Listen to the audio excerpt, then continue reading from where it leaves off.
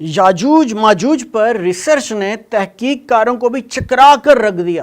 پہلا اہم ترین سوال پیدا ہوتا ہے وہ یہ ہے کہ کیا وہ انسان ہیں؟ دوسرا اہم ترین سوال یہ ہے کہ سکندر ذوالقرنین جب دیوار تعمیر کروا رہے تھے تو یاجوج ماجوج ان سے لڑے کیوں نہیں؟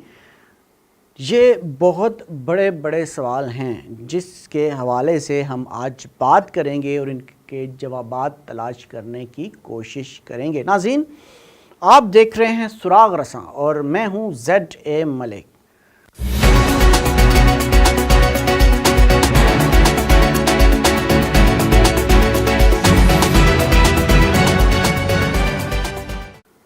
یاجوج ماجوج کون ہیں؟ اس وقت کہاں ہیں؟ ان کی حقیقت کیا ہے؟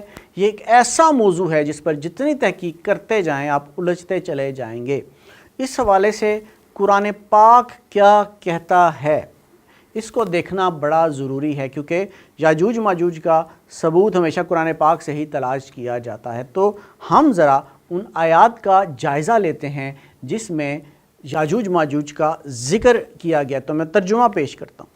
اے ذوالقرنین، بے شک یاجوج اور ماجوج نے زمین میں فساد برپا رکھا ہے، تو کیا ہم آپ کے لیے اس شرط پر کچھ مال یعنی خراج مقرر کر دیں کہ آپ ہمارے اور ان کے درمیان ایک بلند دیوار بنا دیں؟ ذوالقرنین نے کہا، مجھے میرے رب نے اس بارے میں جو اختیار دیا ہے وہ بہتر ہے، تم اپنے زور بازو یعنی محنت و مشقت سے میری مدد کرو، میں تمہارے اور ان کے درمیان ایک مضبوط دیوار بنا دوں گا، تم مجھے لوہے کے بڑے بڑے ٹکڑے لا دو۔ یہاں تک کہ جب اس نے وہ لوہے کی دیوار پہاڑوں کی دونوں چوٹیوں کے درمیان برابر کر دی تو کہنے لگا، اب آگ لگا کر اسے دھونکو۔ یہاں تک کہ جب اس نے اس لوہے کو دھونک کر آگ بنا ڈالا تو کہنے لگا، میرے پاس لاؤ، اب میں اس میں پگھلا ہوا تانبا ڈالوں گا۔ پھر ان یاجوج اور ماجوج میں نہ اتنی طاقت تھی کہ اس پر چڑھ سکیں، نہ اتنی قدرت پا سکے کہ اس میں سوراخ کر دیں۔ ذوالقرنین نے کہا، یہ میرے رب کی جانب سے رحمت ہے، جب میرے رب کا وعدہ یعنی قیامت قریب آئے گی تو وہ اس دیوار کو گرا کر ہموار کر دے گا، دیوار ریزہ ریزہ ہو جائے گی، اور میرے رب کا وعدہ برحق ہے۔ اور ہم اس وقت جو ہے اس جملہ مخلوقات یا یاجوج ماجوج کو آزاد کر دیں گے، وہ تیز و تن موجوں کی طرح ایک دوسرے میں گھس جائیں گے اور سور پھونکا جائے گا، تو ہم ان سب کو میدان حشر میں جمع کر لیں گے۔ یہ آیات تھی سورہ کہف کی 94 سے لے کر 99 تک، یعنی 94 سے لے کے 99 تک۔ اب ایک اور سورہ ہے سورہ انبیاء، اس کی آیت ہے 96، اس کا بھی ترجمہ ہم دیکھتے ہیں جس میں لکھا ہوا ہے کہ یہاں تک کہ جب یاجوج اور ماجوج کھول دیے جائیں گے اور ہر بلندی سے دوڑتے ہوئے اتر آئیں گے۔ یہ سورہ انبیاء کے الفاظ تھے۔ اچھا، اب یاجوج ماجوج کے حوالے سے جو پہلا عام ترین سوال پیدا ہوتا ہے وہ یہ ہے کہ کیا وہ انسان ہے؟ سورہ کہف کا جو بیان میں نے آپ کو ابھی سنایا، اس بیان سے یہ ثابت ہوتا ہے کہ یاجوج ماجوج انسان ہی تھے اور نسل انسانی ہی کا کوئی حصہ ہے جو اس آبادی کے پاس پہاڑی سلسلہ کے اس پار رہتا ہے۔ کم ترقی یافتہ تھا، اسی وجہ سے وقفے سے وہ ادھر آ جاتے تھے اور لوٹ مار کر کے واپس چلے جاتے تھے۔ دوسرا اہم ترین سوال یہ ہے کہ سکندر ذوالقرنین جب دیوار تعمیر کروا رہے تھے تو اتنی بڑی مقدار میں تانبا اور دوسرے دھاتوں کو لانے اور دیوار تعمیر کروانے میں وقت لگا ہوگا۔ اس دوران یاجوج ماجوج نے ذوالقرنین کا مقابلہ نہیں کیا، جس کا جواب اگر سوچا جائے تو یہی نکلتا ہے کہ یاجوج ماجوج ایک لمبے عرصے کے بعد حملہ کرنے آتے ہوں گے۔ یہ عرصہ سال کا بھی ہو سکتا ہے اور اس سے بھی زیادہ کا۔ اسی وقفے کا فائدہ سکندر ذوالقرنین نے اٹھایا۔ اب ذرا جدید ریسرچ کی طرف چلتے ہیں۔ موجودہ روس میں بحیرہ خزر کے مغربی کنارے دربند نام کا ایک شہر آباد ہے۔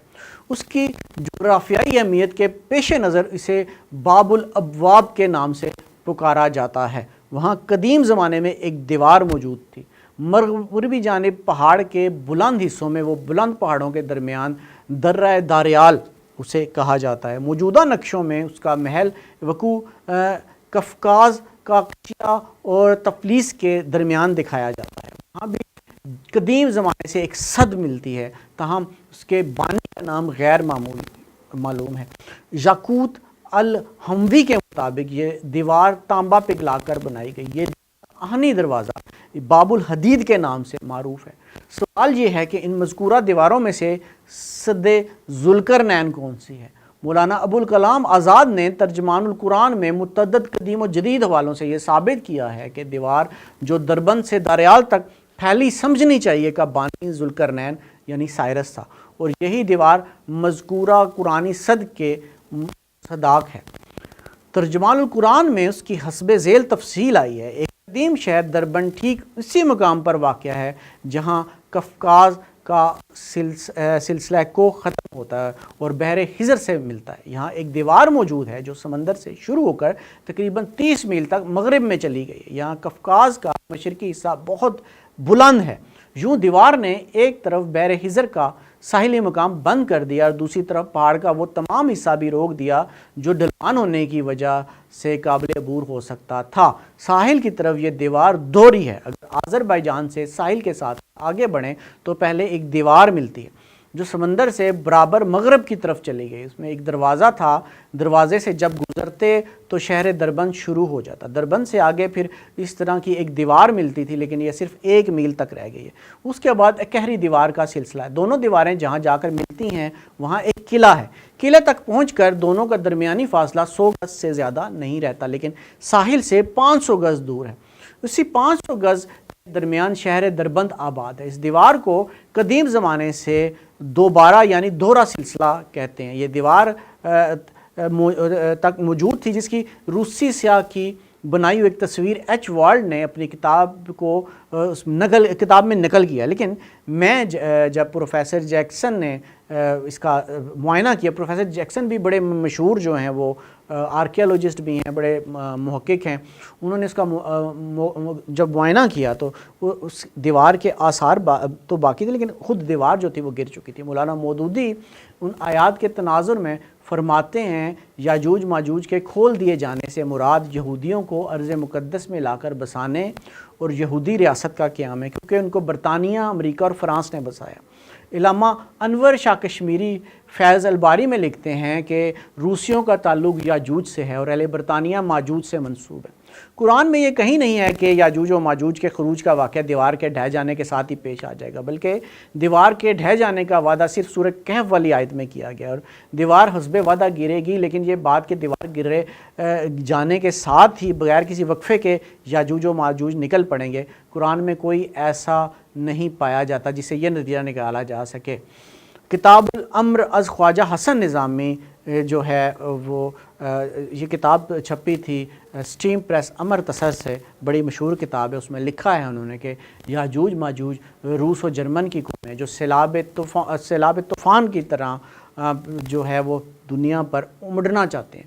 چرچل نے یاجوج کو روس اور ماجوج کو امریکہ اور اس کے اتحادیوں کا نشان قرار دیا تھا۔ لندن ٹائم میں نومبر کی اشاعت میں علامہ اقبال نے بھی برطانیہ اور دیگر ممالک کو یاجوج و ماجوج قرار دیا تھا، جس کا اظہار انہوں نے اپنی شاعری میں بھی کیا تھا۔ ان کا یہ شعر جو ہے وہ ملاحظہ کریں: کھل گئے یاجوج و ماجوج کے لشکر، تمام چشم مسلم دیکھ لے تفسیر حرف ینسلون۔ مولانا انور شاہ کشمیری اور دیگر علماء نے روس، چین وغیرہ کو یاجوج اور امریکہ، برطانیہ، فرانس اور دیگر مغربی ممالک کو ماجوج سمجھا۔ ان دونوں گروہوں میں 2 عالمگیر جنگیں ہو چکی ہیں۔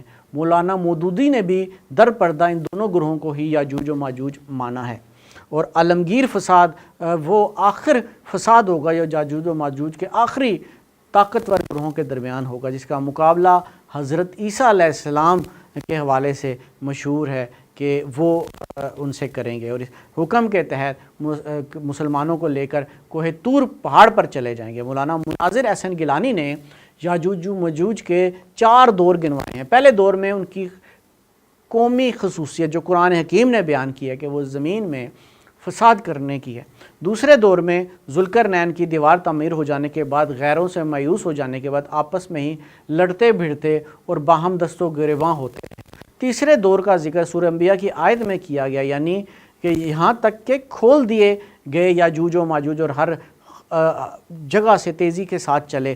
چوتھے دور کا تذکرہ سورہ کہف کی آیت میں ہے کہ جب سور پھونک دیا جائے گا، اس میں کہا گیا پھر ان یاجوج ماجوج کو اچھی طرح سمیٹ لیں گے، یعنی یاجوج ماجوج کی قومی زندگی کا تیسرا دور جو سمجھا جا سکتا ہے، یعنی منقطع ہونے کے بعد پھر قوموں کے ساتھ تعلق پیدا کرنے کا موقع ان کو قیامت سے پہلے دیا جائے گا۔ ان کی قومی زندگی کے اس دور کی تعبیر فتح یاجوج ماجوج یا خروج یاجوج ماجوج سے کی جاتی ہے۔ قرآن پاک کی آیات جدید تحقیق علماء کرام کی رائے میں نے آپ کے آگے بیان کر دی، ذرا یہ حدیث بھی ملاحظہ کریں جو اس موضوع کے حوالے سے بڑی اہم ہے۔ ام المومنین زینب بنت حجش رضی اللہ تعالیٰ عنہ سے روایت ہے کہ رسول اللہ صلی اللہ علیہ وسلم دین سے اس حال میں بیدار ہوئے کہ آپ فرما رہے تھے کہ لا الہ الا اللہ، خرابی ہے عرب کی اس آفت سے جو نزدیک ہے۔